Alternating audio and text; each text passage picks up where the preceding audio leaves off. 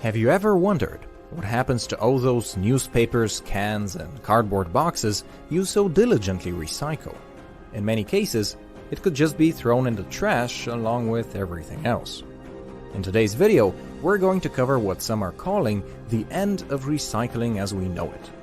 While that might sound extreme, you'll soon realize just how close this $100 billion industry is to collapse. Do you know the difference between what we recycle and what we throw away? It's not the materials or composition of the product. No, it's the money. If a product can be cleaned and sorted and sold, it is deemed recyclable. But what happens to recyclable materials when no one is buying them? This is a question countries all over the world are asking right now. To understand where we are now, we have to first look at what the world of recycling used to look like 15 years ago.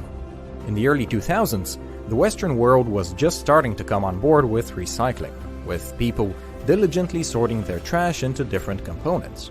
After all the TV ads, it felt almost criminal to even toss paper into your trash bin. Now, that trash got collected into material recovery facilities, or MRFs, where it got sorted, processed, and bundled to be sold to buyers all over the world. You can probably guess who the biggest buyer was: China. It was buying recycling materials for its growing manufacturing base, which was rapidly manifesting China's dream of becoming the largest manufacturing economy in the world. Ever since China was granted entry into the World Trade Organization in 2001, the vast volume of trade it experienced created an interesting incentive.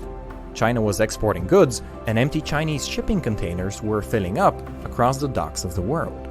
Now, rather than send them back empty, it made sense to send back recycling in those containers back to China.